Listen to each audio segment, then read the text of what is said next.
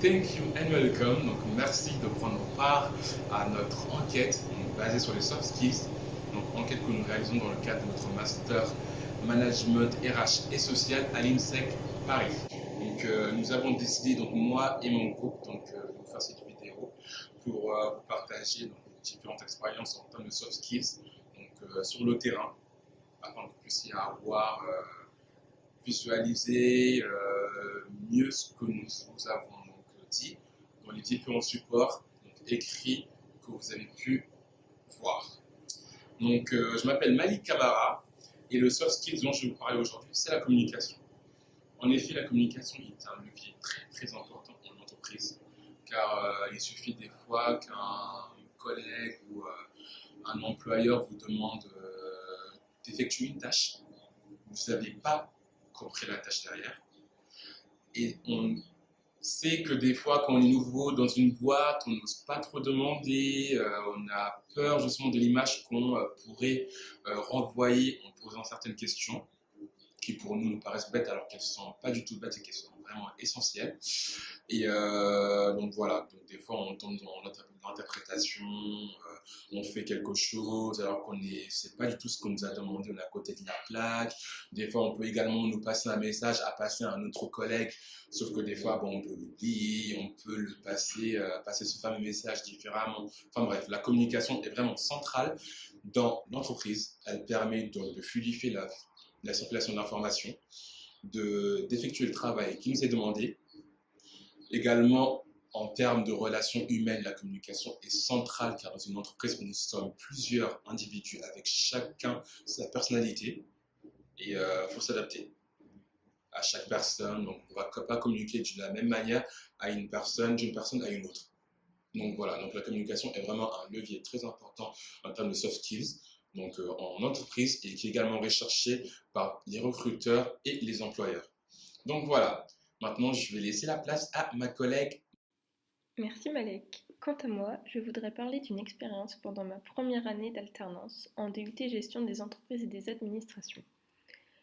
L'une de mes missions était de gérer seule le plan de formation de l'entreprise. Donc c'était une PME dans les travaux publics d'une centaine de salariés. Ce n'était pas un challenge facile, mais cela m'a permis de développer différents soft skills comme la rigueur, dans le cadre de la gestion budgétaire du plan, mais aussi l'autonomie dans la recherche de nouvelles formations, ainsi que l'esprit d'initiative afin de relever ce challenge seul. Et toi, Brandon, de quelle expérience souhaiterais-tu nous parler? Salut à tous! Merci Laura de demander. En ce qui me concerne, j'ai pu développer la flexibilité et l'adaptabilité au cours d'un stage à New York. C'était la première fois que je me retrouvais seul dans une ville que je ne connaissais pas et que je ne connaissais personne.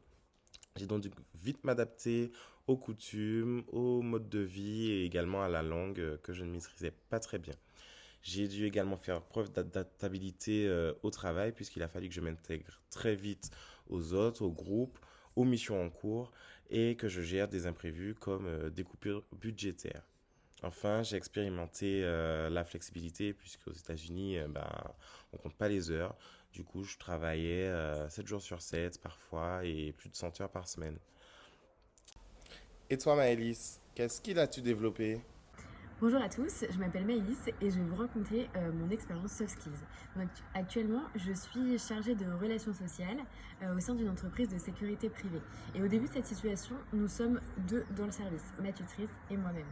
Nous recrutons deux profils totalement différents, un chargé de relations sociales et une assistante administrative. Donc, nous avons trouvé les candidats parfaits à notre sens et dès leur arrivée, ma tutrice me demande de les former, de leur présenter la société, de les intégrer et de leur transmettre un maximum d'informations sur les processus et entre autres de la société. Donc, la première grosse difficulté que j'ai rencontrée, ça a été de m'adapter aux deux profils totalement différents. Les deux personnes ont deux niveaux totalement différents, des expériences professionnelles opposées. Donc j'ai dû m'adapter aux deux personnes et m'adresser de façon différente aux deux personnes.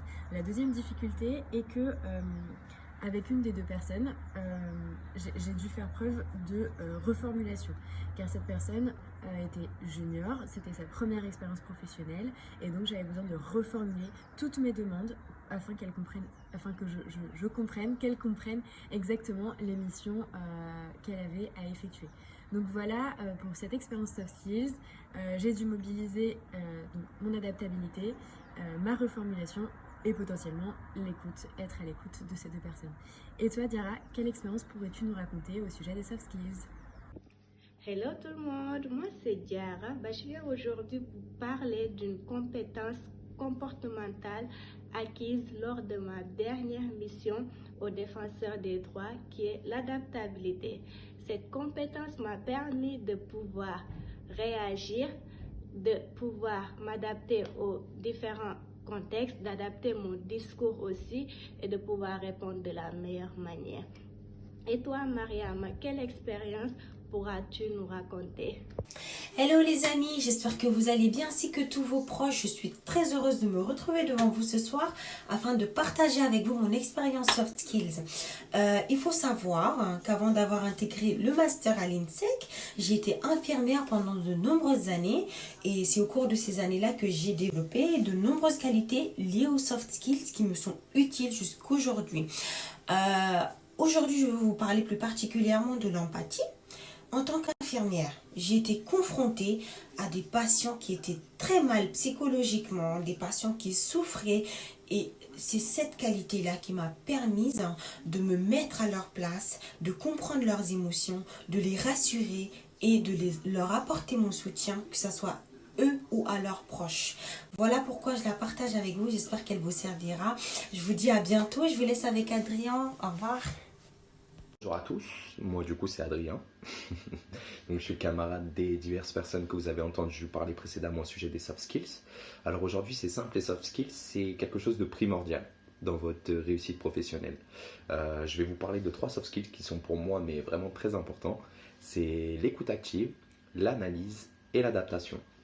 Moi, en fonction de mes expériences professionnelles passées, j'ai pu acquérir justement ces 3 soft skills qui permettent tout simplement, les 3 réunis, de faire preuve d'une meilleure performance en interne. L'écoute active, pourquoi? Parce que c'est important d'écouter les autres, de comprendre les personnalités de chacun, de comprendre avec qui on travaille.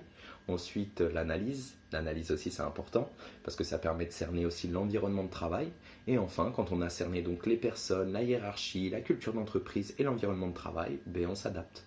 On peut affirmer sa personnalité et être soi-même et être plus performant dans son lieu de travail. Voilà.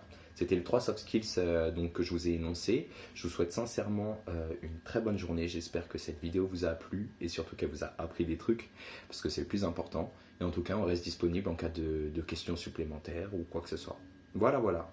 Écoutez, je vous souhaite une bonne journée. On vous souhaite une bonne journée et à très bientôt.